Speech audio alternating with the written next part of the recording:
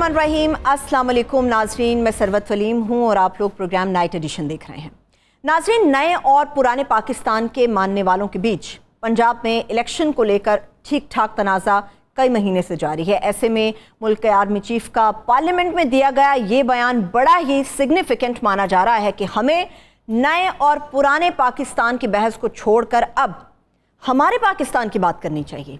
जी बिल्कुल, हमारा पाकिस्तान जो ऐसा कभी ना था जैसा इस वक्त है, जहां सियासी मफादात की बजाय सियासी मुफाहमत और रवादारी को अहमियत दी जाए, वो है हमारा पाकिस्तान। जहां एक बेहतरीन कौम है लेकिन महंगाई की चक्की में पिस गई है फिर भी लड़ने को तैयार है, ये है हमारा पाकिस्तान। जहां कई दहाइयों से लीडरशिप की तलाश में वोट डाले जा रहे हैं लेकिन आज भी मसीहा की ज़रूरत है, ये एग्जैक्टली है हमारा पाकिस्तान। जहां पर कौम चोर, डाकू और लुटेरों के नारे सुनती है फिर भी खुशहाली की उम्मीद में दोबारा से अपना वोट देती है, ये है हमारा पाकिस्तान। ठीक का मुल्क के आर्मी चीफ ने और हर पाकिस्तानी की पुकार भी यही है कि नए और पुराने पाकिस्तान में कहाँ गया है हमारा पाकिस्तान। नए और पुराने पाकिस्तान की हामी सियासी जमातें इस तनाज़े को हल करने के लिए हमारे पाकिस्तान पर फोकस करने की बजाय आर्मी चीफ के बयान से अपनी अपनी मर्जी के मानी और मतलब निकालने में मसरूफ़ हो चुकी हैं। ये नए और पुराने पाकिस्तान का झगड़ा ही इस पूरे तनाज़े की वजह है जिसने मुल्क के तमाम इदारों को तकसीम और एक दूसरे के सामने लाकर खड़ा कर दिया है और उनके किरदार को मशकूक और मुतनाज़े बना दिया है। मौजूदा मंजरनामे में हमें रियासत के दो सतूनों यानी कि सुप्रीम कोर्ट ऑफ पाकिस्तान और पार्लियामेंट के दरमियान महाजराई शिद्दत इख्तियार करती हुई भी नजर आ रही है। सुप्रीम कोर्ट ऑफ पाकिस्तान चाहती है कि पंजाब में आईनी मुद्दत में इलेक्शन हो जाए लेकिन हुकूमत नहीं मान रही है। कानून पर कानून लाए जा रहे हैं, अपना जितना जोर रहा है लगाया जा रहा है। अब सुप्रीम कोर्ट ऑफ पाकिस्तान ने स्टेट बैंक ऑफ पाकिस्तान को यह हुक्म जारी कर दिया है कि वो direct election commission of Pakistan को फंड्स जारी कर दे ताकि आइन का दम तोड़ता हुआ भरम कायम रह सके। सुप्रीम कोर्ट के ऑर्डर्स के बाद अब सवाल यहाँ पर ये उठ रहे हैं कि क्या स्टेट बैंक हुकूमत की इजाज़त के बगैर फंड्स को जरा कर सकता है या फिर नहीं। अगर स्टेट बैंक पैसे दे भी देता है तो क्या इलेक्शन कमीशन बाकी इदारों से काम करा सकेगा। हुकूमत तो सुप्रीम कोर्ट के फैसले से ज़रा भी हमें खुश नज़र नहीं आ रही। विफाकी वज़ीर दाखिला राना सनाउल्लाह मानते हैं कि इलेक्शन कमीशन को फंड्स मिल भी जाएं तो रिजल्ट ज़ीरो होगा।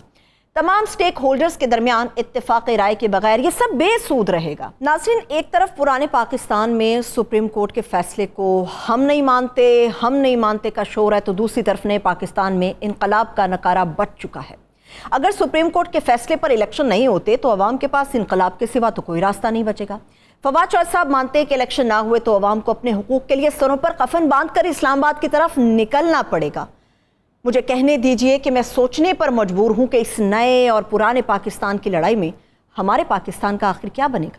मौजूदा सियासी और आइनी बहरान से निकलने का वे आउट क्या है, इसी के ऊपर बात करने के लिए मेरे साथ इस वक्त तहरीक इंसाफ की रहनुमा अंदलीब अब्बासी साहिबा मौजूद है। बहुत शुक्रिया अंदलीब साहिबा नाइट एडिशन में हमें ज्वाइन करने के लिए। अंदलीब साहिबा, सबसे पहले तो आर्मी चीफ के बयान से स्टार्ट कर लेते हैं। आप लोगों की जंग है नया पाकिस्तान, इत्तेहादी जमातें जंग करती हैं कि जी हमें पुराना पाकिस्तान रहने दीजिए। मेरा और 22 करोड़ 23 करोड़ अवाम का जो पाकिस्तान है वो है हमारा पाकिस्तान। हमारे पाकिस्तान का क्या बनेगा? शुक्रिया सरवत। सबसे पहली बात तो यह है कि इस वक्त तो आपको पता है कि अवाम एक तरफ खड़ी है और पीटीआई के साथ खड़ी है और बाकी सारी 13 जमातें, इस्टेब्लिशमेंट, इदारे, ब्यूरोक्रेसी सब कट्ठे हैं और इकट्ठे होके पूरे एक साल में पाकिस्तान जो 6% पे ग्रो कर रहा था वर्ल्ड बैंक आगे, अब तो कोई इस पे डिबेट ही नहीं रही ना कि उन्होंने कहा कि जी 0.06% भी नहीं ग्रो करेगा, 0.03% ग्रो करेगा। और बहुत से जैसे कि हफीज पाशा साहब है और बाकी हैं जिनकी बेगम खुद फाइनेंस की MOS हैं, उन्होंने कहा जी कि नेगेटिव होगी, 0.03% भी नहीं होगी। तो ये तो अब एक इस्टेब्लिश्ड फैक्ट है ना कि इस हुकूमत ने एक साल में 6% को जिस तहज पे ले आए हैं। आज UAE जो है सऊदी अरेबिया उसकी मिन्नतें कर रहे हैं, वो आपको रिटर्न गारंटी नहीं दे रहे। IMF आपको नहीं लिफ्ट करा रहा। आपकी इस वक्त इंडस्ट्री पे इंडस्ट्री बंद हो गई है। आपकी टेक्सटाइल इंडस्ट्री ने कहा 70 लाख बंदा निकाल रहे हैं, आपकी कार इंडस्ट्री बंद हो गई, आपकी सारी आईटी की इंडस्ट्री जिसमें मोबाइल फोन्स है बंद हो गई। इस वक्त महंगाई जो है वो हम छोड़ के गए थे 12% पे, इस वक्त 46% पे है। मुझे ये बताएं कि ये जो एक साल है जिसमें ये 13 जमातें और फिर उनके साथ इस्टेब्लिशमेंट, फिर उनके साथ ब्यूरोक्रेसी, तमाम इदारे, ये इनकी परफॉर्मेंस है। उन्होंने क्या किया अवाम के साथ? अवाम के साथ जो इनको हेल्थ कार्ड था 10 लाख रुपए का वो बंद कर दिया, जो एहसास रेडी प्रोग्राम था जिससे वो कमाते थे उड़ा के वो बंद कर दिया, जो स्कॉलरशिप थे स्टूडेंट्स के वो बंद कर दिए। और आपने देखा आटा फ्री देते हुए इस वक्त आज भी 20 से ज़्यादा इस वक्त अमवात हो चुकी हैं। जिस जिल्लत, वो कहते हैं ना वोट को जिल्लत दो, उस नैरेटिव पे ये आ गए हैं। तो मुझे बताएं कि ये बात तो ना मेरी ना आपकी ना हमारी पार्टी की है, ये अब वो वक्त आ गया, मैं आपको साफ बता रही हूँ कि हम आवाम को कह रहे हैं आप रुक जाएं, पुरअमन रहें। हर दफ़ा इमरान खान साहब कहते हैं पुरअमन रहें। आप देखें कि अवाम का जो है ना पैमाना लबरेज कर गया है, ये हमारे हाथ से भी निकल जाएगी बात। और सिर्फ इसलिए कि एक साल में उभरता हुआ ग्रोथ वाला, एक्सपोर्ट्स वाला, इंडस्ट्री वाला पाकिस्तान लेके इन्होंने तबाहो बर्बाद कर दिया एक रीजन की वजह से कि जी इन्होंने आके असेंबली के अंदर क्या किया है। असेंबली के अंदर इन्होंने आके सबसे पहले अपने केसेस बंद करवाए, ओवरसीज पाकिस्तानियों का हक छीना है, और अब जुडिशरी की पावर्स बंद कर रहे हैं ताकि ये इनको इलेक्शन में ना जाना पड़े। और आपको याद होगा ये वही पैनल है, ये वही जुडिशरी का बेंच है जिसने हमें हुकूमत से बाहर निकाला था। सही, हमें तो हुकूमत से बाहर निकाला था, हम आए, हम सियासी अमल में गए और हम अपनी जिदोजहद शुरू हो गए। ये अब उसी जुडिशरी के पैनल को करना चाहते हैं कि जी वो ये फैसला ना कर सके जो आइन का है, यानी कि 90 दिन में इलेक्शंस का, जिसकी वजह से राना सनाउल्लाह ने खुला कहा है कि कौन सी जमहूरियत, ये तो जी इमरान खान रहेगा या हम रहेंगे, कोई जमहूरियत कोई आइन नहीं है, जो मर्जी कर लें, जो मर्जी चीफ जस्टिस कर लें, हम देख लेंगे। लेकिन अंदलीब साहिबा ये देखने की जरूरत है, पहले जो आपने बात लंगर खानों की और सैयद कार्ड की आपने बड़ा अच्छा इनिशिएटिव लिया था पीटीआई ने, लेकिन हुकूमत आते ही जब जैसी हुकूमत तब्दील हुई या मौजूदा गवर्नमेंट आई तो उन्होंने कहा कि आप तबाह बर्बाद करके गए, हमारे पास पैसे नहीं, इसीलिए तो वो इलेक्शन के लिए फंड्स नहीं फराहम कर रहे। सेकेंडली बात, आपने राना सनाउल्लाह साहब की बात की है, मुझे ये बताइए कि वो सिटिंग गवर्नमेंट के लोग हैं, अगर स्टेट बैंक ऑफ पाकिस्तान किसी भी तरह इलेक्शन कमीशन को फंड जारी कर देता है, बज़ाहिर हमें नजर नहीं आ रहा क्योंकि हुकूमत की मर्जी के बगैर वो ऐसा कर नहीं सकते, अगर वो कर भी देते हैं तो इलेक्शन कमीशन ऑफ पाकिस्तान मौजूदा सिटिंग गवर्नमेंट के ताउन के बगैर किस तरह से इलेक्शन कराएगा, ये भी तो सवाल है। देखिए जरूरत बड़ा क्लियर है आइन में, अगर ये नहीं करते तो आर्टिकल 6 लगेगा इन पे, ये तो बड़ा क्लियर है ना। ये तो नहीं हो सकता कि ये कहे कि हमने नहीं करना तो सुप्रीम कोर्ट कहेंगे अच्छा जी नहीं मान रहे हम घर जा रहे हैं।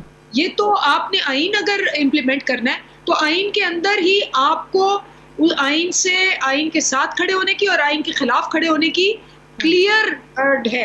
उसके अलावा मैं आपको बता दूं, सुप्रीम कोर्ट तो डेफिनेटली ये करेगा, बिकॉज सुप्रीम कोर्ट ने अपनी जिसको कहते हैं साख को बरकरार रखना है, जो इनका अवाम ने हाल करना है। मैं आपको बड़ी क्लियरली 2 बातें बता रही हूँ। आज आसिफ जरदारी साहब ने साफ बता दिया, फेल हो गए 1 साल में।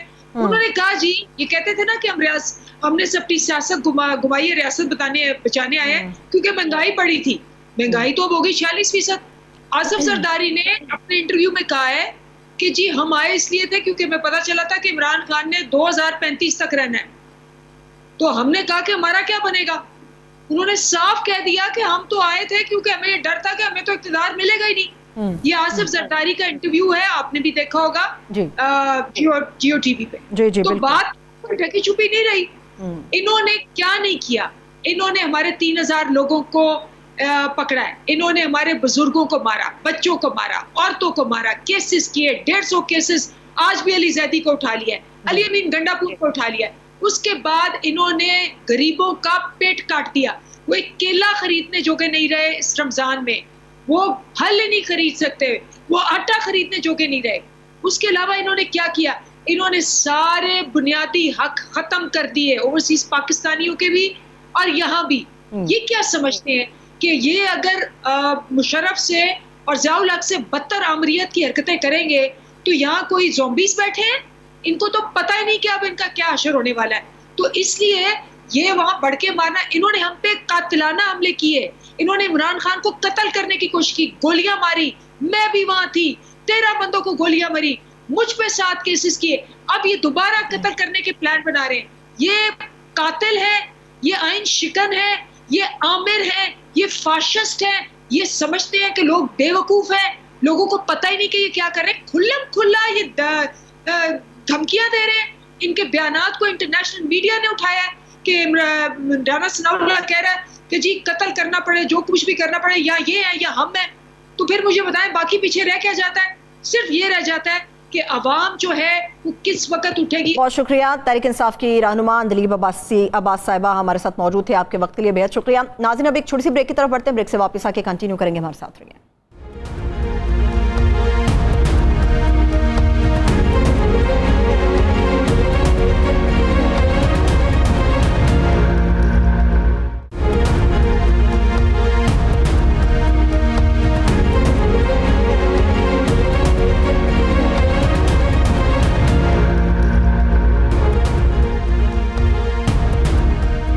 ब्रेक के बाद एक बार फिर से आपको प्रोग्राम में हम खुशामदीद कहेंगे। इस वक्त मौजूदा जो सियासी बहरान है, अदालती बहरान है, जो भी मामला है पाकिस्तान के, उसके ऊपर बात करने के लिए मेरे साथ नून लीग से इनका ताल्लुक है। राना एहसान अफजल साहब, ये कोऑर्डिनेटर टू प्राइम मिनिस्टर है, मेंबर ECC हैं। बहुत शुक्रिया, thank you so much Rana साहब, मुझे नाइट एडिशन में ज्वाइन करने के लिए। राना साहब, अब तो मुझे ये बता दीजिए, सारी ऐसा लगता है रुकावटें दूर कर दी हैं। सुप्रीम कोर्ट ने स्टेट बैंक को डायरेक्ट बोल दिया है कि जी आप लोग फंड्स जारी करें। हुकूमत क्या करेगी? स्टेट बैंक इजाज़त लेगा या फिर ये इख्तियार उसका है कि वो फंड्स जारी कर सकता है? बिस्मिल्लाहिर्रहमानिर्रहीम। सबसे पहले तो कोई भी मुल्क जो है वो ट्राइकोटमी ऑफ पावर के साथ चलता है, सेपरेशन ऑफ पावर के साथ चलता है, जहां जुडिशरी, लेजिस्लेचर और एग्जेक्टिव अपने अपने दायरा कार में काम करते हैं। यहाँ तो ऐसा लग रहा है कि जुडिशल मार्शल लॉ लग गया है और स्टेट बैंक, जिसका ना कोई कभी आज तक स्टेट बैंक किसी भी अदारे को डायरेक्ट जो है वो पैसे नहीं भेजता, यानी कि कोई तरीकाकार ऐसा नहीं है कि स्टेट बैंक किसी हेल्थ डिपार्टमेंट को, एजुकेशन को या ECP को फंड जारी करे। लेकिन क्योंकि यहाँ पाकिस्तान में पता नहीं कौन सा कानून अभी नाफिज है, तो बिल्कुल कहा गया है कि पैसे जो है वो डायरेक्टली स्टेट बैंक को दे दें। लेकिन मेरे ख्याल से इससे भी इलेक्शन जो है वो नहीं हो सकता, मुमकिन नहीं है कि 14 को इलेक्शन हो, क्योंकि लॉ एंड ऑर्डर की भी रिक्वायरमेंट है, पर्सनल की, उनकी भी, वो भी पूरी नहीं हो पाती। तो सबसे अव्वलीन जो फर्ज है इलेक्शन कमीशन का, वो फ्री फेयर ट्रांसपेरेंट इलेक्शन कराना है। 90 दिन तो बाद में आता है, और 90 दिन की शेक तो वैसे ही 90 दिन तो अब एक्सपायर हो चुके हैं। पंजाब में भी एक्सपायर हो गए, KPK में भी एक्सपायर हो गए 90 दिन। तो 90 दिन, और फिर बात यह है कि क्या इलेक्शन सिर्फ पंजाब में होने हैं 90 दिनों में? क्या आइन जो है वो आपको KPK के अंदर इलेक्शंस का नहीं कहता? तो अब देखते हैं कि कोई कानून तो ऐसा कोई मौजूद नहीं है कि स्टेट बैंक, ख़ास तौर पे ये जो IMF का भी मुआहदा हुआ था, उसके अंदर आपने फुल्ली ऑटोनमस कर दिया है स्टेट बैंक को। तो एक ऑटोनमस बॉडी को कोर्ट ये कहे कि आप हर कानून को तोड़ते हुए डायरेक्ट फंडिंग कर दें, ये बड़ा मैं कहता हूँ नुकसानदेह अमल होगा, क्योंकि आप एक ऐसी नज़ीर सेट कर देंगे कि कोई भी जज जिसको लगता है कि ये पब्लिक मैटर है और इसके अंदर जो फंड हैं वो हेल्थ को दे देने चाहिए, या एजुकेशन को दे देने चाहिए, या लॉ एंड ऑर्डर को दे देने चाहिए, या बाहर दे देने चाहिए, तो ऐसा मुमकिन नहीं है कि ऐसा अगर हो जाए तो मेरे ख्याल से पूरा निज़ाम धर्म भरम हो जाता है।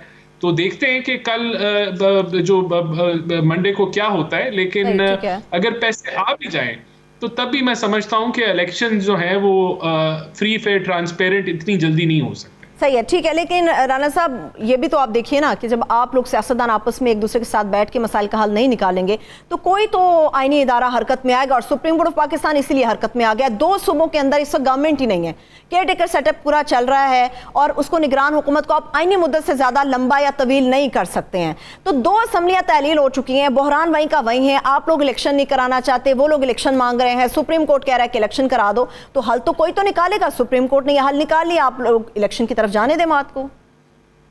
नहीं, देखें, सुप्रीम कोर्ट ने हल नहीं निकाला, सुप्रीम कोर्ट के अंदर एक जंग लगी हुई है।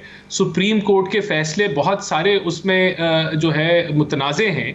एक 4-3 का फैसला है कि माइनॉरिटी मेजॉरिटी का फैसला है, वो समझ से बालातर है कि सुप्रीम कोर्ट ऑफ पाकिस्तान जिसने पूरे मुल्क के अंदर इंसाफ कायम करना है, उसको सुपरवाइज करना है, वो गिनती नहीं कर सकता कि ये 4-3 है या ये 3-2 है। तो सबसे बड़ा तो यही तनाज़ा है। दूसरा, सुप्रीम कोर्ट के ही जस्टिस कहते हैं कि आप सुओ मोटो के ऊपर जो है कार्रवाई अभी रोक दें, और उस जो जस्टिस काजी फायज ईसा ने जो फैसला सुनाया, और वो कहते हैं कि हम बैठ जाएं कि रूल्स ऑफ प्रोसीजर हम तय कर लें आपस में, जो जस्टिसेस हैं जुडिशल कमीशन के अंदर या जो भी उनका तरीकाकार है, तो उसको भी रद्द कर दिया जाता है एक एडमिनिस्ट्रेटिव ऑर्डर के साथ, और फिर आप 6 मेंबर का बेंच बना के उसको रद्द कर देते हैं। और फिर चले इसको छोड़ दें कि आप अंदर की बात नहीं सुनना चाहते, कि जुडिशरी के अंदर की आवाजें हैं कि हम अपने रूल्स ऑफ प्रोसीजर पे बैठ जाएं, जो कि बैठना चाहिए, नॉर्मल सी बात है कि अगर आवाज अंदर से उठे तो आप बैठ जाएं और उसको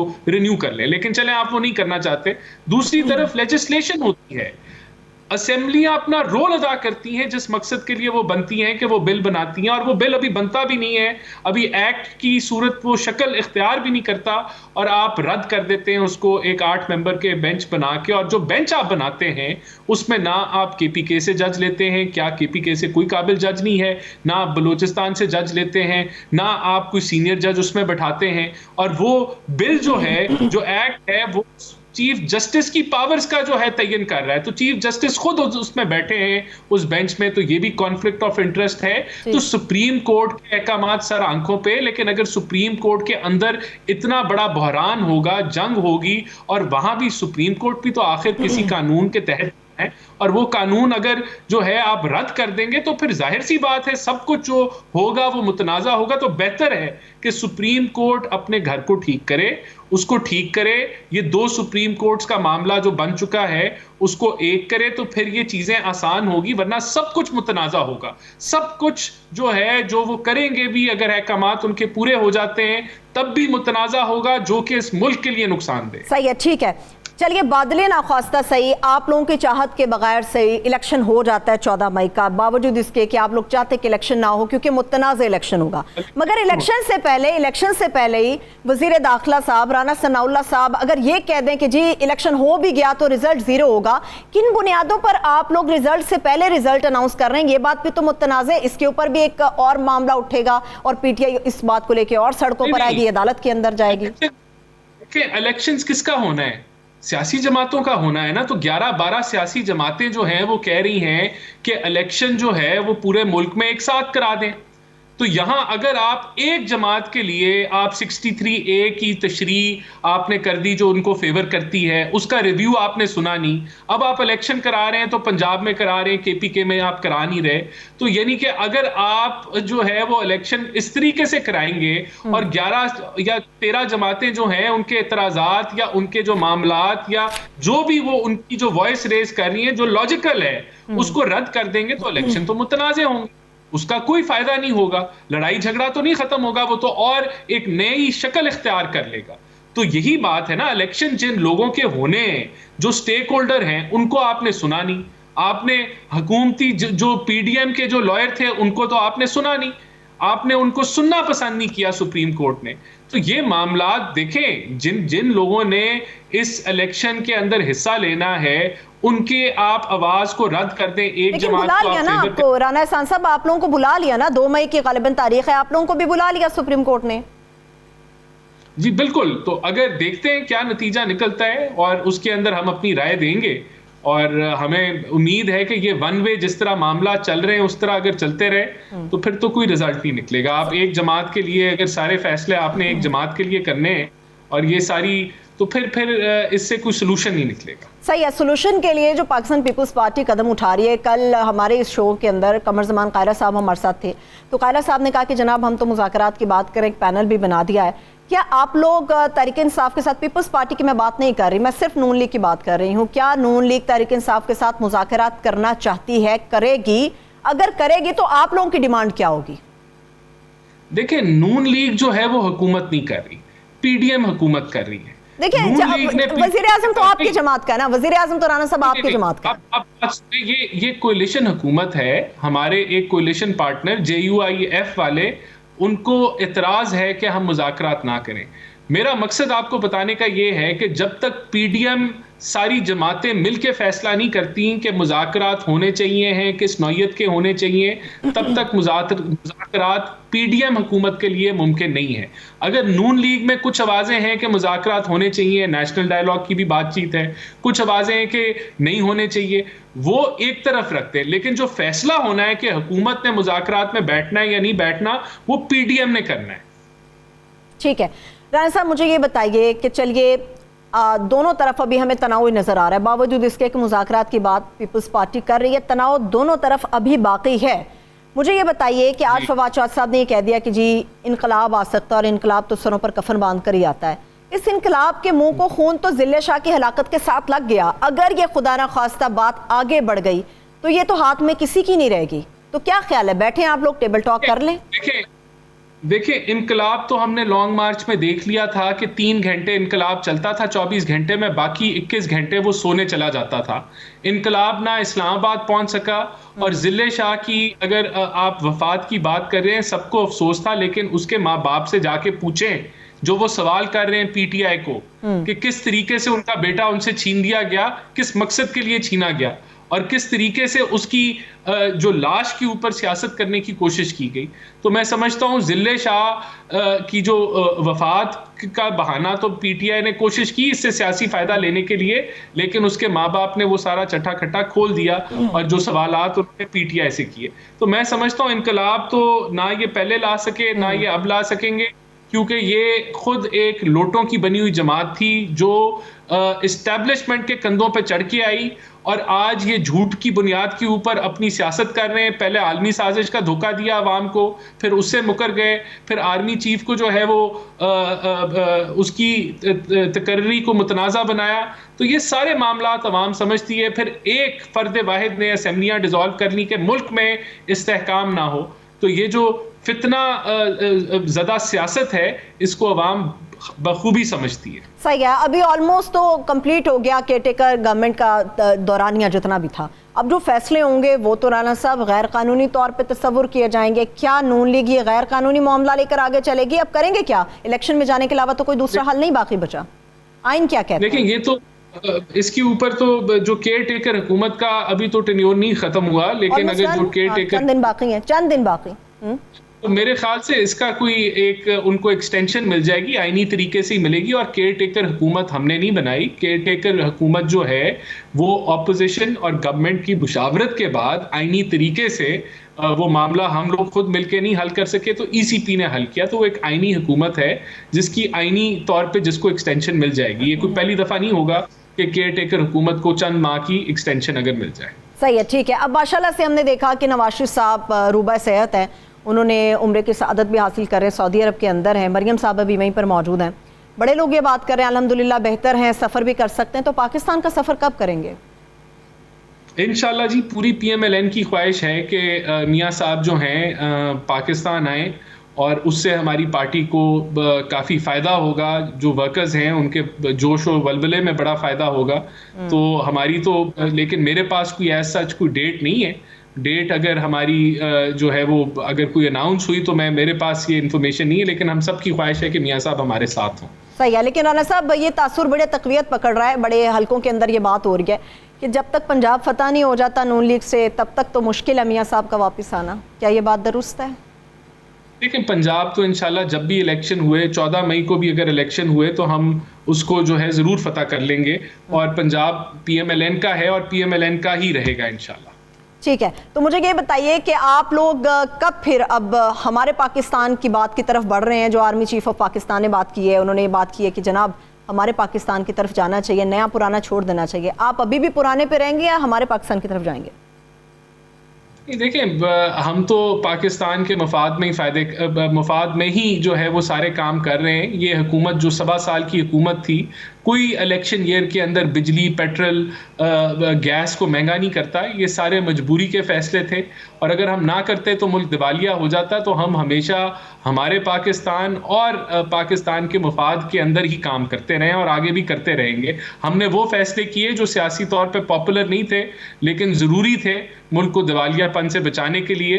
तो ये जो तकलीफ अवाम जो महसूस कर रही है, हम इसके अंदर उसके साथ शामिल हैं, लेकिन हमने हमेशा पाकिस्तान के मुफाद में ही फैसले किए। ठीक है, लेकिन राना साहब मैं आपकी बात से एग्री करती हूँ। बड़ा मुश्किल काम था ये चंद महीने की जो हुकूमत है, साल भर की जो हुकूमत है, इसमें पेट्रोल महंगा हो गया, महंगाई का ग्राफ बहुत ज़्यादा ऊपर चला गया, बेरोज़गारी भी हुई, बड़ा कुछ हुआ, इंडस्ट्रीज़ बंद हो गई, बड़े प्लांट्स बंद हो गए। आप लोगों ने तमाम फैसले, मैं कहूँगी कि गैर अवामी किए, उसके बावजूद ये IMF के कहने पर हुआ, हमारे साथ उनका मुआहदा क्यों नहीं हो पा रहा? ये तमाम बातें, ये तमाम शर्तें पूरी करने के बावजूद। देखिए, मुआहदा अब तो अल्हम्दुलिल्लाह हमें बड़ी कामयाबी हुई है कि सऊदी अरेबिया ने भी गारंटी जो IMF को देनी थी वो भी दे दी, UAE की तरफ से भी एलानिया हो गया। तो अब तो हम जो है वो स्टाफ लेवल एग्रीमेंट की तरफ जा रहे हैं। बिल्कुल ये मुआहदा मुकम्मल होने जा रहा है। तो ये तो बिल्कुल ताख़ीर हुई और उसके अंदर हमारी काविश थी। हमने सारी प्रायर जो इक़दामात लेने थे वो हम ले चुके हैं और अनकरीब इंशाल्लाह ताला ये IMF का 9th रिव्यू मुकम्मल होने जाएगा। बहुत शुक्रिया, thank you so much. Rana एहसान अफजल साहब मौजूद है, बहुत शुक्रिया, थैंक यू सो मच। एक ब्रेक की तरफ बढ़ते, ब्रेक से वापस आएंगे, कंटिन्यू करेंगे, हमारे साथ रहिए।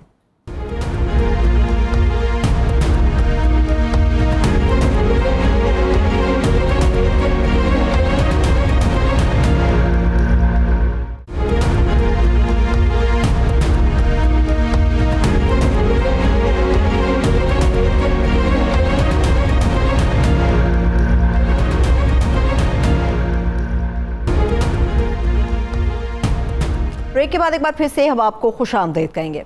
नाज़रीन, सुप्रीम कोर्ट और पार्लियामेंट के दरमियान रस्सा कशी आइनी बहरान की शक्ल इख्तियार करती जा रही है। यहाँ ये सवाल उठ रहा है कि हुकूमत कैसे मुल्क के सबसे बड़ी अदालत के अहकामात को पार्लियामेंट का कंधा इस्तेमाल करके मुस्तरद कर सकती है। सुप्रीम कोर्ट को आंखें दिखाना PDM हुकूमत को कितना महंगा भी पड़ सकता है। हुकूमत सुप्रीम कोर्ट के ऑर्डर्स को मानने को तैयार नहीं तो क्या स्टेट बैंक को इख्तियार है कि वो हुकूमत की मर्जी के बगैर इलेक्शन कमीशन ऑफ पाकिस्तान को फंड्स जारी कर दे? ये सवाल भी अपनी जगह अहमियत रखता है कि इलेक्शन के सादा से मामले को हुकूमत बेंच की तश्कील और फुल कोर्ट से जोड़कर क्या हासिल करना चाहती है। अगर इस्टेब्लिशमेंट या मैं कहूँ एग्जीक्यूटिव, तो पार्लियामेंट किसके साथ खड़ी? यहाँ सवाल उठता है कि जुडिशरी के साथ आखिर फिर कौन खड़ा होगा। लाहौर में आज ही के दिन आइन और अदलिया से इजहारी यकजहती के लिए सीनियर वकला की गोल मेज़ कॉन्फ्रेंस हुई है, जिसमें यह करार दिया गया है कि अदालती अहकामात ना मानने वाली हुकूमत को यकीनी तौर पर घर जाना पड़ सकता है। सवाल ये भी उठ रहा है कि आइन, जमहूरियत, अदलिया की आज़ादी पर छाई ये दस्तूर शिकनी आखिर दूर किस तरह से होगी। इसी पर बात करने के लिए हमारे साथ माहिर कानून राजा आमिर अब्बास साहब मौजूद है। बहुत शुक्रिया राजा आमिर साहब, नाइट एडिशन के लिए आपने वक्त निकाला। राजा साहब, सबसे पहले तो मुझे ये बताइए, बड़े लोग समझते हैं कि सूरत हाल क्लियर हो गई है, स्टेट बैंक को वाज़ेह अहकामात हैं कि फ़ंड्स जारी किए जाएँ इलेक्शन कमीशन को। इलेक्शन कमीशन को फ़ंड्स मिल जाते हैं, फ़िलहाल तो वो हमें रिलक्टेंट नज़र आते हैं इलेक्शन के लिए। इलेक्शन हो पाएंगे, फ़ंड्स जारी हो सकेंगे, या हुकूमत यहाँ भी कोई रुकावट खड़ी कर सकती है? आइनी तौर पर मैं आपसे ये सवाल कर रही हूँ। देखिए, आइनी तौर पे तो हुकूमत गालिबन वो जो आपने इंट्रो में बात की कि सुप्रीम कोर्ट और पार्लियामेंट के दरमियान आप कोई ये जो हो रहा है, it's not between supreme court and parliament, ये एक्चुअली पार्लियामेंट और आइन के दरमियान है, जिसमें हमारे आइन ने पावर दी है कि अगर कोई ऐसी सिचुएशन आती है तो सुप्रीम कोर्ट उसकी फाइनल आर्बिटर होती है और वही फैसला करती है कि जी फाइनल फैसला क्या है। अब फाइनल फैसला जो इंटरप्रिटेशन सुप्रीम कोर्ट ने दे दी है, ये लाहौर हाई कोर्ट से शुरू हुई, फिर 1 मार्च को एक फ़ैसला आ जाता है, फिर 4 अप्रैल को एक तीसरा फ़ैसला आ जाता है। उसके बाद सुप्रीम कोर्ट इनसे कहती है कि जी आप पैसे दीजिए, वो नहीं दिए जाते, इलेक्शन कमीशन लिख देते हैं, इलेक्शन कमीशन के जवाब पे सुप्रीम कोर्ट स्टेट बैंक को बुलाती है। अब ज़हन में रखिए कि आपका सवाल है कि जी कोई और कानूनी इसमें पेचीदगी आ सकती है कि जो सुप्रीम कोर्ट को डायरेक्शन स्टेट बैंक ने को दे दी गई हैं। ऑब्वियसली नहीं, क्योंकि आइन का आर्टिकल 187 है जो कि सुप्रीम कोर्ट ऑफ पाकिस्तान को ऑथराइज करता है कि वो अपनी किसी भी डिग्री को, अपनी किसी भी जजमेंट को, अपने किसी भी फैसले को एग्जीक्यूट कराने के लिए किसी भी किस्म का ऑर्डर दे सकता है, किसी भी किस्म को ऑर्डर, और उसकी जो है उस ऑर्डर को ओबे करना और उसको इम्प्लीमेंट करना वो तमाम अदारों का फ़र्ज़ है, चाहे उसमें गवर्नमेंट की कोई भी अथॉरिटी हो। So under that authority supreme court ने एक आइनी हुक्म जारी किया है जिसका आईन पाकिस्तान अदारों को पाबंद करता है, चाहे वो फाइनेंस डिवीजन हो, चाहे वो आपके गवर्नर स्टेट बैंक हो। तो मैं समझता हूँ कि गवर्नर स्टेट बैंक के पास या उनके ऑफिस के पास अब कोई दूसरा रास्ता नहीं, और उस ऑर्डर को अगर हम पढ़ते हैं जो इशू हुआ कल की तारीख में, उसमें बड़ा क्लियरली लिखा हुआ है कि स्टेट बैंक की तरफ से और फाइनेंस डिवीजन की तरफ से कहा गया है कि अगर हमें हुक्म देती है सुप्रीम कोर्ट तो फिर कोई मसला नहीं, हम ये deposits election commission of Pakistan के अकाउंट में before the closing of working hours on Monday करा देंगे। तो अब मैं नहीं समझता कि जो हमारी ब्यूरोक्रेसी होती है या जो सरकारी ऑफिसर्स होते हैं, जो कैरियर जिनके होते हैं या जो प्रोफेशनल्स होते हैं जैसे स्टेट बैंक में, वो कोई उनको शौक पड़ा हुआ है कि वो पॉलिटिकली शहीद हो जाएं, वो अपना कैरियर ख़राब नहीं करेंगे।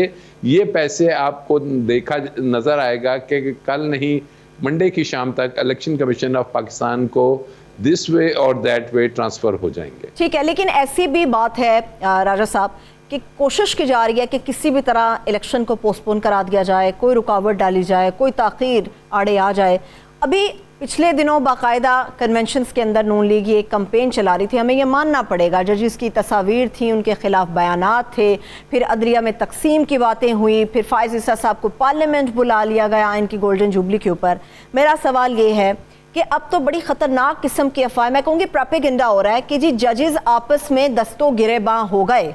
आपको क्या लगता है कि हम अपने सियासी मुफाद के लिए अपने इदारों को अपने ही हाथों कितना ज़्यादा नुकसान पहुँचा रहे हैं?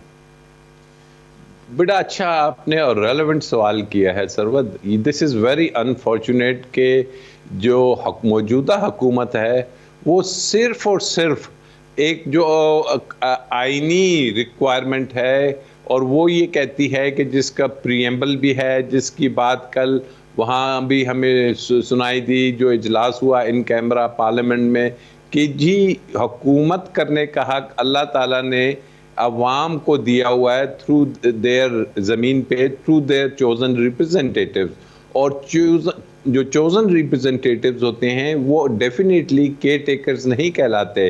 केयर टेकर्स की आज रात 12 बजे तो वो जो उनको मैंडेट था, हुकूमत आइनी जो टाइम था, ख़त्म हो गया है। और नंबर 2 जो आईन पाकिस्तान है उसमें भी बड़ा क्लियर है। तो अब हुकूमत जो ये कोशिश कर रही है, हुकूमत पहले दिन से कोशिश कर रही है। हुकूमत ने 2 ही कोशिशें की। पहली कोशिश ये की इस पीडीएम की हुकूमत ने आने के बाद कि किसी न किसी तरीके से वो तमाम कवानीन जिनकी जद में वो आ रहे हैं, पहला कानून ECL का था जिसमें काफ़ी सारे हमारे कैबिनेट के मेंबर्स थे, उसको ख़त्म किया गया। दूसरा कानून था नैब ऑर्डिनेंस का जिसके तहत बड़े मेगा करप्शन केसेस इनके चल रहे थे, उस कानून को ऑलमोस्ट ख़त्म कर दिया गया। उसके बाद उन्होंने कहा कि जी इलेक्शंस की बात तो नेचुरल है होगी, तो इलेक्शंस में उन्होंने हमारे जो ओवरसीज़ पाकिस्तानीज़ और वो जो इलेक्ट्रॉनिक मशीन से वोटिंग था उसको ख़त्म किया गया। अब जब उन्होंने देखा कि ये चीज़ें तो आम एक्ट ऑफ द पार्लियामेंट से हमने ख़त्म की, ऑल्दो वो चैलेंज हुई हैं, तो अब उनके रास्ते में सुप्रीम कोर्ट जो कि ऑपरेट कर रही है अंडर कॉन्स्टिट्यूशन ऑफ पाकिस्तान, वो किसी सब ऑर्डिनेट कानून साजी के तहत ऑपरेट नहीं करती। आर्टिकल 191 ऑफ द कॉन्स्टिट्यूशन, उसमें उन्होंने रूल्स बने हुए हैं जो सुप्रीम कोर्ट ने बनाए हैं और उसी के तहत वो रेगुलेट हो रही है। तो जब उनको देखा उन्होंने कि हाँ तो हमारी मर्जी और मंशा और हमारी धौस और धमकी नहीं चल रही कि उसके मुताबिक फैसला आए, तो उन्होंने एक और कोशिश की bye means of an act, एक पार्लियामेंट के एक्ट के ज़रिए कि जो ऑलरेडी चैलेंज हो चुका है 8 रुकनी मेंबर बेंच के पास, जिसके पे अमल दरामद को सस्पेंड कर दिया गया है। तो ये वो तमाम चीज़ें हमें नज़र आ रही हैं कि सिर्फ़ और सिर्फ वाहिद पर्पज़ है कि जी हम अवाम के पास ना जाएं, हम अवाम को इन्वॉल्व ना करें और जनरल इलेक्शंस को रोकने की। तो अब भी वो कोशिश करेंगे। क्या कोशिश करेंगे? क्या चीफ सेक्रेटरी इसके बाद देखिए फाइनेंस का मसला था, उसके बाद इलेक्शंस कंडक्ट किसने कराने हैं? ऑब्वियसली इलेक्शन कमीशन के पास तो अफराद नहीं है। चीफ सेक्रेटरी पंजाब को जब अगर सुप्रीम कोर्ट बुलाती है तो क्या वो अफराद देने के लिए, चाहे उसमें टीचर्स हों या दूसरा अमला हो, वो देने से गुरेजा होगा? अगर बफर 1 मिनट के लिए सोचा भी जाए कि जी कुछ अगर वो कहते हैं बिजी हैं, तो हमारे बहुत से इलेक्शंस जो हुए हैं वो जुडिशियल ऑफिसर्स की निगरानी में, जहाँ पे वो आरओज और डिप्टी आरओज और डीआरओज थे, उनके उसमें हुए हैं। तो सुप्रीम कोर्ट कम से कम अपनी मतहत अदालत हाई कोर्ट जो पंजाब का है उसको डायरेक्शंस दे सकता है कि जी आप अमला दे दें। सिक्योरिटी का जहां तक इशू है तो हमने कल के इजलास में देखा, जो बयानिया आया है कि कोई ऐसा इस वक्त नो गो एरिया मुल्क में नहीं है, कोई नया ऑपरेशन नहीं हो रहा। तो फिर मैं नहीं समझता कि जो सियासी हुकूमत जो एक शहीद होने के चक्कर में है वो अपनी सियासत कर रही है, लेकिन ऐसी सियासत कर रही है कि जिसकी पजीराई उन्हें कहीं भी नहीं मिल रही, ना अवाम में ना वुकला बरादरी में। आज भी वुकला बड़े यकजहती का इजहार किया, कॉन्स्टिट्यूशन एवेन्यू पे डेली इकट्ठे हो रहे हैं और सुप्रीम कोर्ट में ये बात करना कि जी कोई दरार डालने की कोशिश कर रहे हैं, तो उनको अब पॉलिटिकली कभी वो कोशिश करते हैं कि जी आर्मी या एस्टेब्लिशमेंट और जो इस वक्त पीटीआई है जो अपोजिशन में है उसके दरमियान कोई ऐसी हम सूरत हाल बना के आप बिल्कुल सही बात कर रहे हैं, लेकिन राजा आमिर साहब एक और भी बारे में बिल्कुल ऐसा ही है। मैं इसी बात को लेके आगे बढ़ रही हूँ। पाकिस्तान की जितनी भी सियासी तारीख है 75 सालों की, कहा जाता है कि जो बहरान इस वक्त पाकिस्तान के अंदर है ऐसा संगीन बहरान कभी देखने में नहीं आया। सुप्रीम कोर्ट ऑफ पाकिस्तान एक आईनी इदारा है जो आइन की तशरीह करने का हक रखता है। पार्लियामेंट क्लेम करती है कि आइन के अलमबरदार हम लोग हैं, असल अवाम है जो ताकत का सरचश्मा होती है। इतनी गर्द उड़ गई है, इसमें अवाम भरोसा किस पे करेंगे? कोई भी इदारा बाकी नहीं बचेगा, चाहे वो पार्लियामेंट हो या हमारी जुडिशरी हो। इसको हल किस तरह से करेंगे? नुकसानात इसके कितने हैं? जी सरवत, देखिए अब ये वाली अवाम जो सी है ना, आपने 75 साल की बात तो की, ये वो वाली अवाम नहीं है। ये आजकल सोशल मीडिया, इलेक्ट्रॉनिक मीडिया और पर्टिकुलरली पिछले चंद सालों में इनको ज़हनी तौर पे जो शऊर दिया गया है, ख़ासकर जो इमरान खान ने दिया है, वो ज़हनी तौर पे उस चीज़ को अब समझ चुकी है कि कब कोई सुप्रीम कोर्ट जस्टिस मुनीर बन जाती है, कहाँ पे कौन सा जज जौन सा है वो सुपरमेसी ऑफ कॉन्स्टिट्यूशन की बात करते हैं। अब उन्हें समझ आ जाती है कि हमारे मुल्क में अगर सिक्योरिटी के इश्यूज हैं तो हम कौन से इश्यूज जौन से हैं खामखा से ले लेते हैं और कौन से वाकई ही अवामी इश्यूज हैं। और तमाम अदारे एंड ऑफ द डे अगर चलते हैं तो अगर सुप्रीम कोर्ट भी ये फैसले दे रही है जौन से, तो उसमें वो वैक्यूम में नहीं दे रही, उससे नजर आ रहा है ग्राउंड पे अवाम ही नजर आ रहे हैं। और अक्सर जो फैसले होते हैं जो अदारों के होते हैं वो पॉपुलिस्ट एक सेंटिमेंट को देख के ही होते हैं और अवाम की तरफ ही जाएंगे। तो मैं नहीं समझता कि अब 70s 80s की तरह कोई बंद कमरों में कोई टेलीफोन कॉलों पे किसी तरीके से हुकूमतें चेंज होंगी या मनपसंद ले आएंगे अफराद को, या ये कह दिया जाएगा कि जी इस शख्स इस पॉलिटिशियन पे क्रॉस लग गया है। तो आई डोंट थिंक सो कि हम अब इस दौर में, खासकर जहाँ पे हमारी इकोनॉमी आपने देखा कितनी डिस्टर्ब है और कितना उसमें है कि हम एक 30 करोड़ डॉलर मिलते हैं और हम बड़े फख्र से बताते हैं, हमारे फॉरेन जो फाइनेंस मिनिस्टर है टीवी पे स्टेटमेंट्स दे रहे हैं, ट्वीट्स कर रहे हैं कि जी बड़ा कारनामा हो गया, पाकिस्तान की हुकूमत ने 30 करोड़ रुपए चाइना के बैंक से हमें मिल गई पहली। वो फॉर गॉड सेक ये शर्म की बात है। और अवाम कभी हमने नहीं देखा कि आटे की खातिर वो लाइनों में मर रही हो। तो अवाम इसके बाद अलाउ नहीं करेगी कि मजीद खेलवाड़ आप छोड़ दें आइन के साथ या उसके साथ, असल खिलवाड़ तो अब अवाम के साथ हो रहा है, क्योंकि इससे नीचे हम कितना जाएंगे, हम क्या फिर इसके बाद हमारे पास बचेगा कि आप डिफॉल्ट भी कर जाएं। सही है। राजा साहब मुझे ये बताइएगा, 2 मई को तमाम फ्रीकैन को सुप्रीम कोर्ट ऑफ पाकिस्तान ने बुला रखा है। जिन लोगों के इख्तलाफात थे इस बात के ऊपर कि जी हमारी राय नहीं ली, 2 मई को वो लोग भी जाएंगे सुप्रीम कोर्ट ऑफ पाकिस्तान में अपना मौक़िफ़ लेकर। अभी तकरीबन 1 से 2 दिन का वक्त बाकी रह गया है कि फ़ंड्स जारी किए जाएं इलेक्शन कमीशन ऑफ पाकिस्तान को। स्टेट बैंक अपने तय हमें मजबूर नज़र आता है कि जी वो कर भी देता है, इलेक्शन कमीशन बज़ाहिर हमें रिलक्टेंट नज़र आता है। सुप्रीम कोर्ट ऑफ पाकिस्तान कितनी देर तहम्मुल और बर्दाश्त और रवादारी का मुजाहरा करेगी? देखिए, सुप्रीम कोर्ट ऑफ पाकिस्तान से जो उन्होंने नोटिस दिया था, जिसमें उन्होंने स्टेट बैंक के गवर्नर को और इसकी फाइनेंस डिवीजन को और ईसीपी को बुलवाया था, तो उसमें पैरा 5 में बड़ी इंपॉर्टेंट एक बात लिखी कि उसमें उन्होंने कहा in the first instance it means that there would be second and third instance, but in the first instance our foremost priority is कि हम देखें कि इलेक्शंस हो जाएं। इलेक्शंस होंगे तो उसी में उन्होंने कहा कि साथ ये भी ज़हन में रखिए कि those who are creating hurdles और जो डिसओबीडियंस का मुजाहरा कर रहे हैं हमारे अहकामात और आईन पाकिस्तान में जो दिया हुआ है उसका, ऑब्वियसली उसमें उन्होंने कहा कि उसकी नज़ीरें ज़हन में रखें कि माजी में भी मौजूद हैं, ये सुप्रीम कोर्ट के अल्फाज हैं और आइन में भी उसका तरीक़ेकार लिखा हुआ है। तो अगर ये चीज़ें बढ़ती हैं तो जो इस वक्त एक बहुत ही ज़बरदस्त किस्म का जुडिशल रिस्ट्रेन हमारे मौजूदा चीफ जस्टिस साहब दिखा रहे हैं कि वो समझ रहे हैं कि वक्त की नज़ाकत यही है, अवाम की बेहतरी इसी में है कि चलें जो कॉन्टेम्प्ट होती है वो अदालत और कॉन्टेम्पनर के दरमियान होती है, लेकिन यहाँ पे उससे बड़ा मसला है कि इलेक्शंस का होना।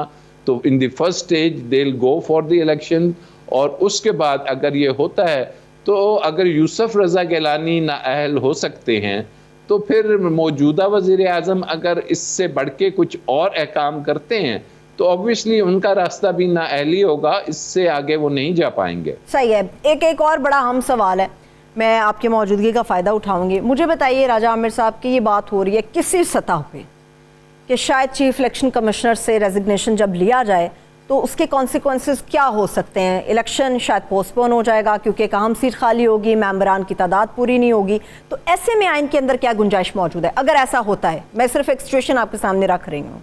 हाँ, आपने बड़ी अच्छी वो की कि जी ऐसे में कोई ऐसी बात नहीं कि इलेक्शंस नहीं होते, अगर मेंबर्स भी रिज़ाइन दे जाते हैं। फिर मैं अगेन आपकी अटेंशन ड्रॉ करूंगा आर्टिकल 187 में, जिसमें लिखा हुआ है सुप्रीम कोर्ट का जो काम है कंप्लीट जस्टिस की फराहमी है और कंप्लीट जस्टिस की फराहमी के लिए वो किसी किस्म का भी ऑर्डर्स कर सकती हैं। और मैं समझता हूँ कि अगर चीफ इलेक्शन कमिश्नर रिज़ाइन देता है तो गालिबन माजी में एक आध ऐसी मिसाल भी है तो सुप्रीम कोर्ट के कोई एक जज, सिटिंग जज जाके एक्टिंग चीफ इलेक्शन कमिश्नर भी के तौर पे फ़राइज़ अंजाम दे सकते हैं। तो इनको ये नहीं समझना चाहिए कि चीफ इलेक्शन के रिज़ाइन देने की सूरत में जौन सा है इलेक्शंस मुलतवी होंगे। अब मुझे लग रहा है कि सुप्रीम कोर्ट एडमेंट है कि इलेक्शंस मुलतवी होने का मुझे बज़ाहिर सिर्फ एक ही रास्ता नज़र आता है, वो ये है कि अगर तमाम सियासी पार्टीज़ बैठ जाती हैं और बैठ के पार्लियामेंट में या तो कोई अमेंडमेंट करती हैं और कौमी असम्बली को भी डिज़ोल्व कर दिया जाता है, सिंध की असम्बली को भी डिज़ोल्व कर दिया जाता है, फिर 1 तारीख पे इलेक्शन कराने के लिए जो कि 2 या 2.5 माह के अंदर होगी, ऐसी सूरत हाल में असम्बली से कानून साजी करके इलेक्शन मुलतवी हो सकते हैं और 1 रोज़ में हो सकते हैं, अदरवाइज कोई पॉसिबिलिटी नहीं। सही है। आप बड़ी आइडियल किस्म की सिचुएशन हमारे सामने रख रहे हैं, बड़ी अच्छी बात है। अगर ऐसा हो जाए तो वेल एंड गुड है पाकिस्तान के लिए, पाकिस्तानियों के लिए। मेरा एक और सवाल है, मौजूदा चीफ इलेक्शन कमिश्नर के ऊपर तहरीक इंसाफ ये समझती है कि वो न्यूट्रल नहीं है, वो जानिबदार हैं, वो गैर जानिबदार नहीं हैं, उनका झुकाव नून लीग की तरफ है। सुप्रीम कोर्ट ऑफ पाकिस्तान का आपने कहा कि एक सिटिंग जज इस ओहदे के ऊपर बैठ सकता है अगर इनकेस रेजिग्नेशन सामने आ जाता है। सुप्रीम कोर्ट के तमाम जजेस को तो ऑलरेडी मुतनाज़ बना दिया गया है, एक जाएगा या दूसरा जज आके बैठेगा, पहले चीफ इलेक्शन कमिश्नर जाएंगे, कोई सिटिंग जज आके बैठेगा, मामला तो वहीं का वहीं है, वो कहेंगे ये मुतनाज़ है, ये कहेंगे ये हमें कबूल नहीं है, तो बहरान तो वहीं का वहीं है, इसको हल तो किसी तरह करना होगा, ये तो इसका कोई हल नहीं है। देखिए, एक चीज़ तो ज़हन में रखिए कि हमारे माजी की जितनी भी इंतखाबी हिस्ट्री है, उसमें जो भी हारने वाली फरीक होती है, पार्टी होती है, वो ये इल्ज़ाम इलेक्शंस के तो लगाती है कि जी ये हुआ या वो हुआ। नंबर 2, जो मुतनाज़ा है, यही चीफ इलेक्शन कमिश्नर था, जो कि ऑलरेडी इतना डिस्प्यूटेड है, जिस पे एक बड़ा क्वेश्चन मार्क लगा है। लेकिन इसकी मौजूदगी में जब हालिया पंजाब के बाय इलेक्शंस हुए, कौमी असम्बली के हुए, तो पंजाब के जब होते हैं बाय इलेक्शंस, तो वहाँ पे हमजा शहबाज शरीफ की हुकूमत थी। उस हुकूमत के बावजूद, चीफ इलेक्शन कमीशन के बायस्ड होने के बावजूद भी अवाम ने कहा कि जब हमने वोट करना है, तो फिर उसमें इतने बड़े पैमाने की मैं नहीं समझता कि रिगिंग हो सकती है कि आप 10 को 100 कर दें। हाँ, 19-20, 18-20 तो कहीं होता होगा, लेकिन ये करना एक बहुत ही मुश्किल काम होगा किसी भी अदारे के लिए कि वो इस बड़ी रेशियो में जाके रिगिंग करें और रिजल्ट्स को चेंज करें, जो कि एक दुनिया में अदारे भी आप देख रहे हैं। ये जो सब कुछ इस वक्त पिछले 1 साल से हो रहा है, ये दुनिया में आपकी जो फॉरेन एम्बेसीज यहाँ बैठी हुई हैं, ये डे टू डे रिपोर्ट्स भेज रही हैं। यूनाइटेड नेशंस देख रहा है कि पाकिस्तान में ह्यूमन राइट्स की वॉयलेशंस कैसे हो रही है, कस्टोडियल टार्चर कैसे हो रहा है। आज वो एक और पीटीआई के रहनुमा को कराची से अली जैदी को उठा लिया गया, जर्नलिस्ट के साथ क्या हो रहा है, अरशद शरीफ मरहूम के साथ क्या हुआ। तो ये तमाम चीज़ें हवा में नहीं जा रही, ये कहीं ना कहीं जमा हो रही हैं, और यही वो चीज़ें हैं कि जिससे मौजूदा हुकूमत अब खाइफ हो गई है कि जनाब हम ये सब कुछ हमारे दौर में हो रहा है, तो फिर अवाम हमें वोट नहीं देगी। सही है, बहुत शुक्रिया, थैंक यू सो मच। माहिर कानून राजा आमिर अब्बास साहब हमारे साथ थे। नाज़रीन, नए और पुराने पाकिस्तान की बहस, मेरा ख्याल है, मेरा ज़ाती ख्याल है कि अब ख़त्म हो जानी चाहिए, क्योंकि जब मुल्क का आर्मी चीफ पार्लियामेंट के अंदर आके एक अहम बयान देता है कि अब वक्त आ चुका है कि हमें हमारे पाकिस्तान की बात करनी चाहिए, तो ये ज़्यादती बहुत ज़्यादा होगी अगर हम मन मर्जी के तौजीह पेश करें, मन मर्जी की तशरीह पेश करें हमारे पाकिस्तान की, क्योंकि हमारा पाकिस्तान तो हमारा है, उन वोटर्स का है जिनका वोट लेके आप पार्लियामेंट के फ्लोर के ऊपर आते हैं और बहस करते हैं। ये पाकिस्तान है, ये हम सब का पाकिस्तान है, और इसे हमारा ही रहने दीजिए। नए और पुराने की बहस से अब वक्त बहुत आगे निकल चुका। अब मुझे इजाज़त दीजिए, अब तो बहुत सा ख्याल रखिए, खुदा हाफिज़।